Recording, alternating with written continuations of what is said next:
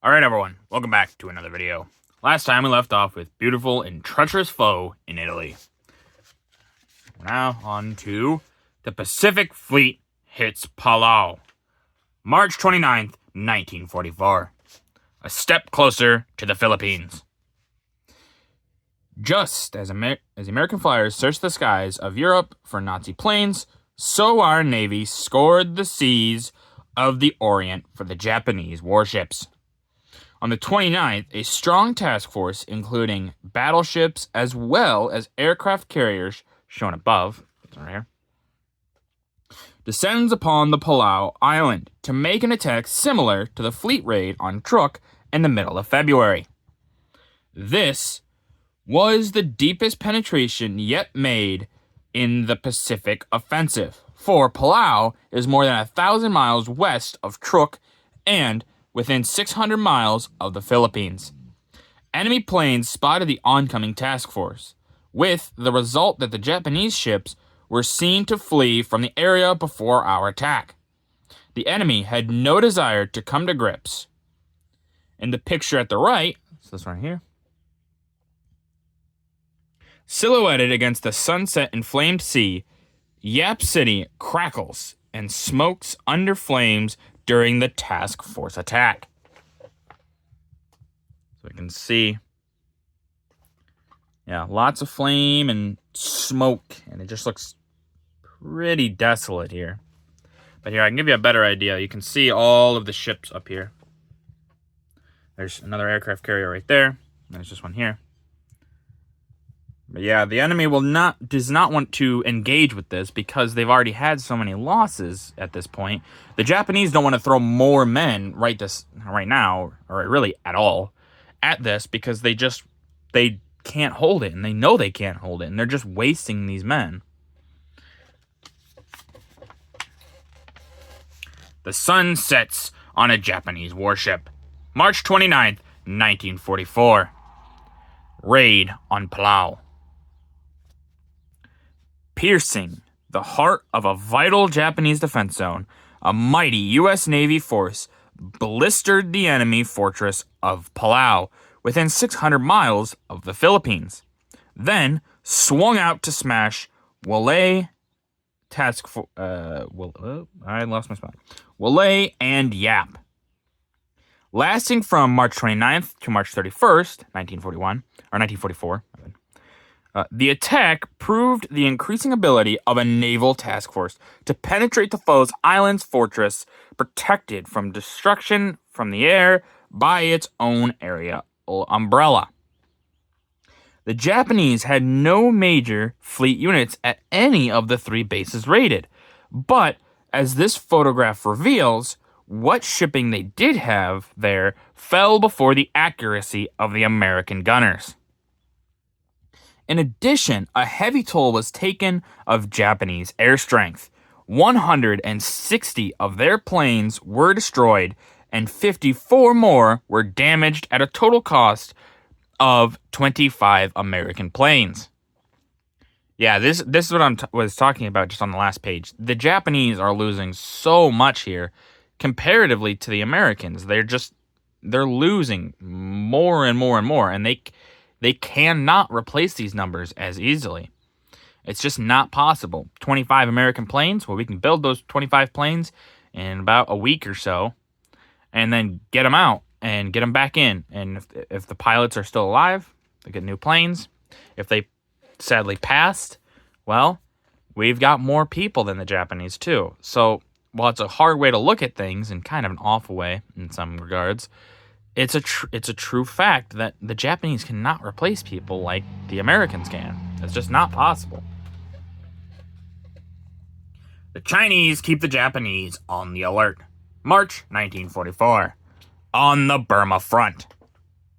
A soldier of the 22nd Chinese Division in a mortar position in the northern part of the Mongao Valley in northern Burma, several miles north of Shadazup, shelling enemy positions only 1,000 yards away.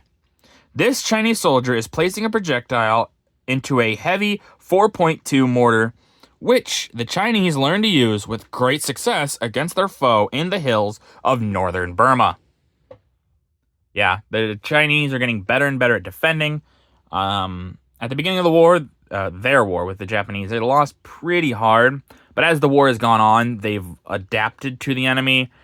Foreign powers have come in and helped train some of them in what would be Western tactics and things like that. So the Chinese force is becoming a lot more of a well-organized machine. And the Japanese are not making the gains they once did, which is, I'm sure, very frustrating for the Japanese command. Bukovina falls to the Russians. March 30th, 1944. The Russians make great strides.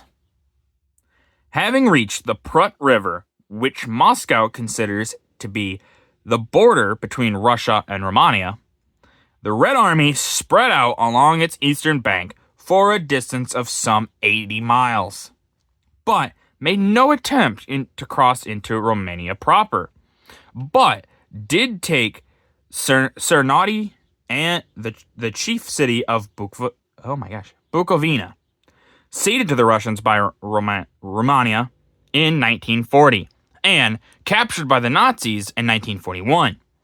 The Reds continued to seize thousands of Nazi soldiers, unkempt and bedraggled. Sorry, my English is falling apart today. As shown in this picture. Yeah, the Russians capturing lots of Nazi troops. It's just getting worse and worse for the Nazis. They are now in the same position as the Japanese. They cannot replace the people, the armaments, anything like that, like the Americans or the Soviets can. It's just not possible. They don't have the men, they don't have the supplies, any of it. So it's just, they're falling, and it's just going to keep getting worse and worse for them. The Chinese pick up a gun. March 1944. Spoils of war. Chinese troops in the India-Burma theater examined the barrel and breech assembly of a captured Japanese 37mm anti-tank gun, which is being loaded into a jeep.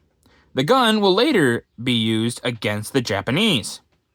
It is a copy of an old American model, revised by the men of Tokyo for use as a pack gun to be carried by horse or mule. The Chinese were able to salvage a lot of the foe's material. So yeah, once again, Chinese are getting even more guns. At the beginning, they didn't really have a ton, just how it was. But the Allies and, captured Japanese stuff is supplying their army very well. And so they're getting to be quite a powerful force, which will be interesting for the future, as we know. Russian return to Nikolaev. March 30th, 1944. Soviet naval base regained. During the Russian advance in the last week of March, the important base at Nikolaev fell to the Red Army. Above is one of the demolished shipyards, photographed after the recapture. So yeah, obviously the Germans are going to damage this pretty bad, so that the Reds, it'll take a while to get it back up and running in proper order. And then in the bottom, the citizens of Kiev are shown still working to clean up their city, which was retaken from the Germans in November. So yeah, Kiev, whichever you prefer. I'm not going to get into that. It was pretty much reduced to rubble in some regards. So it's going to take a while for the civilians to be able to put their city back together. And they will, and they'll get it back up and running, which, good on them. They'll have to suffer a little bit more here soon, but not from the Germans, at least. It's still pretty bad, though. Forging ahead in the Ukraine. March 1944. Back in Kherson. Above is an industrial plant in Kherson, reduced to ruins by the Germans before their evacuation. And trying to hold at Kherson, the German army lost 63,000 men. Its capture gave the Russians an important port on the Black Sea. Yeah, sometimes the Germans held things for a little too long, threw way too many troops at certain things, and they lost a lot for it, if this number is to be believed, the 63,000. But even still, even if that number isn't believed, just in general, they held on to too many points way too often. They, at many times, should have fallen back to more fortified lines, but they just didn't because they were told not to, basically. And then below are General Nikolai Vatutin's men in the Ukraine. So Vatutin, pretty famous general. But, yeah, you can see all his men just scattered about. Even some up here. But yeah, with that, that's going to do it for this video. If you guys liked the video, leave a like. If you didn't, leave a comment. Tell me what I can improve on. I always appreciate your feedback. And as always, subscribe. It really does help out the channel. Thank you.